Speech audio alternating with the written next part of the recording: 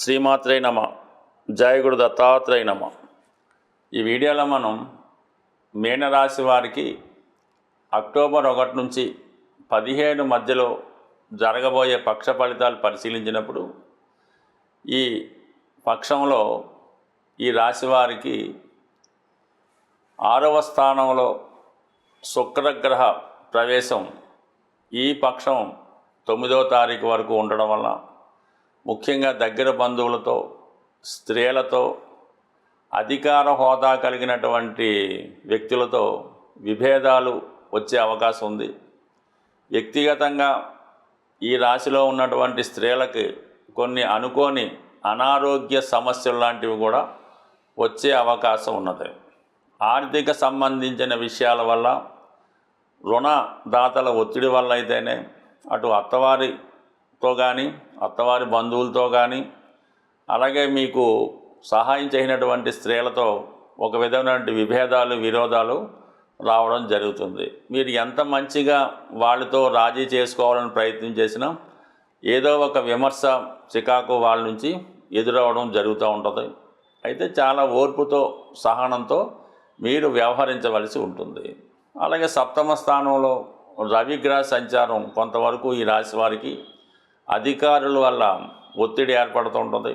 జీవిత భాగస్వామి సరిగ్గా మిమ్మల్ని చూడటం లేదని, మీ గురించి పట్టించుకోవడం లేదన్నటువంటి ఆలోచన కలుగుతూ ఉంటుంది. వ్యక్తిగతంగా వారికి ఉన్నటువంటి పనుల వల్ల అయితేనే, ఒత్తిడి వల్ల అయితేనే ఒక విధమైనటువంటి గ్యాపు, అవగాహన లోపం భార్యాభర్తల మధ్య వచ్చే అవకాశం ఉంది. అది కొన్ని సందర్భాల్లో అనారోగ్య కారణాల వల్ల కూడా అయ్యే అవకాశం ఉంది. అంటే ఇది స్త్రీలకైనా అలాగే మగవారికైనా ఇది వర్తించే అవకాశం ఉన్నది. ఎస్పెషల్లీ రాశి యందు శనిగ్రహ సంచారం వల్ల ప్రతి వాళ్ళు కూడా మనకి వ్యతిరేకంగా పనిచేస్తున్నట్టే అనిపిస్తూ ఉంటుంది. ఎవరు ఏం చెప్పినా కూడా మనల్ని విమర్శిస్తున్నారని అనుకుంటాం. మీ ఆలోచన ధోరణి ఆ విధంగా ఉంటుంది.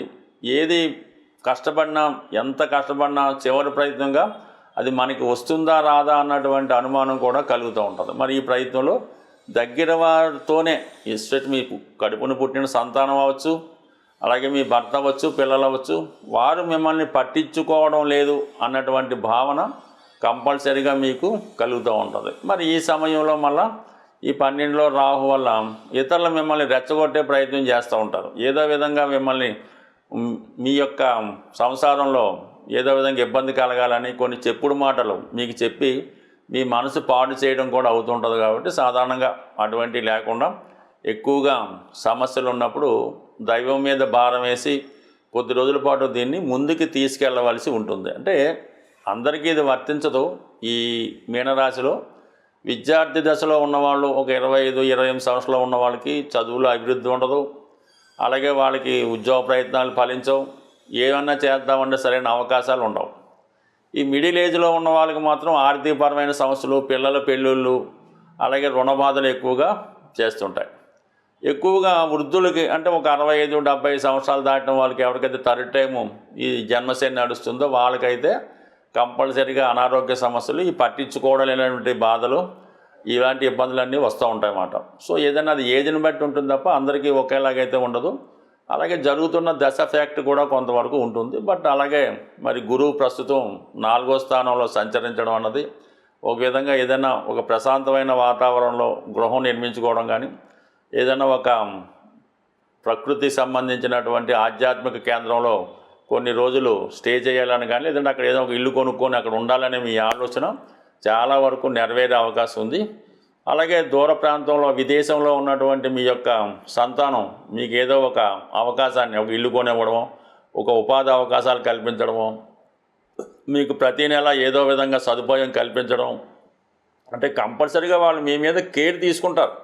మీకోసం చాలా మనీ ఖర్చు పెడతారు. బట్ అయితే మీ ఆలోచన ధోరణి ఈ విధంగా ఉంటుంది. పట్టించుకోవడం లేదనో, చూడటం లేదనో మీరు అనుకుంటారు తప్ప అటువైపు నుంచి భర్త నుంచి ఎఫెక్షన్ ఉంటుంది, పిల్లల దగ్గర నుంచి ఉంటుంది, అలాగే భార్య నుంచి కూడా ఉంటుంది.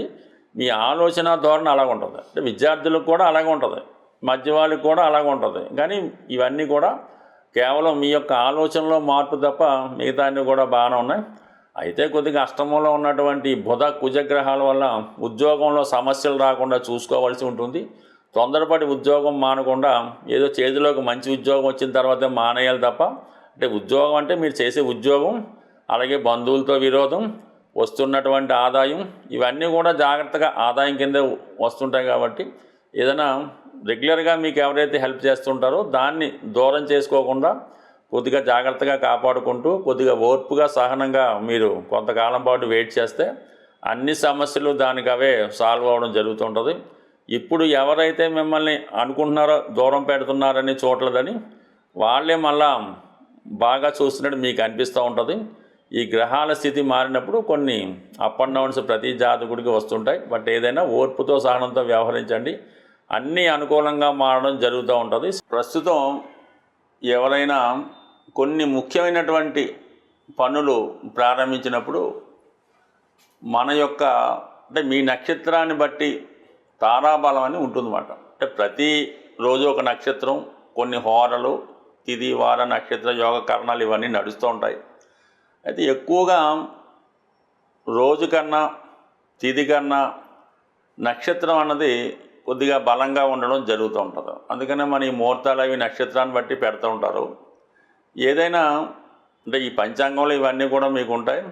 ఏదైనా ఒక ప్రయాణం చేస్తున్నారు, మీరు ఏదైనా ఒక పని మీద వెళ్ళినప్పుడు ఒకరిని సంప్రదించినప్పుడు క్షేమతార అంటే మీ నక్షత్రం నుంచి 4వ తార క్షేమతార అవుతుంది.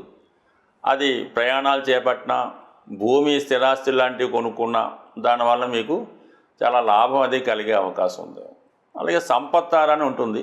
2వ తార అంటే మీ నక్షత్రానికి 2వ తార లెక్కెట్టుకుంటే ఆ సంపత్తారలో మీరు బ్యాంక్ అకౌంటు ఓపెన్ చేసుకున్న అంటే ఆ తారాబలం ఉన్న రోజు మీరు ఎవరి దగ్గర కూడా అప్పు తీసుకున్నా లేదంటే అప్పు ఇచ్చినా అది మీకు వాళ్ళకి కూడా కలిసి రావడం జరుగుతూ ఉంటుంది. ఏదన్నా బంధుత్వం కలుపుకోవాలన్నా కూడా ఈ సంపత్తారలో మీరు కలుపుకోవచ్చు. ముఖ్యంగా ఉద్యోగ ప్రయత్నాలు, ఏదైనా కోర్టు కేసు వేయాలి, అప్పు కోసం రుణం కోసం అప్లికేషన్ పెట్టుకోవాలి అనుకున్నప్పుడు సాధన తార, ముఖ్యంగా ఈ ఉద్యోగ కోసం ప్రయత్నం చేస్తున్న నిరుద్యోగులు ఈ సివిల్స్ లాంటి ప్రిపేర్ అయ్యేటప్పుడు మీ ఎగ్జామ్స్ రాసే రోజు కానీ అప్లికేషన్ పెట్టే రోజు కానీ సాధన తారలో మీ యొక్క అప్లికేషన్ పెట్టి ఆ ప్రయత్నం చేస్తే 100కి 100 అది సక్సెస్ అవుతుంది. క్రీడాకారులకు కూడా ఈ సాధన తార అన్నది చాలా బలమైంది. అంటే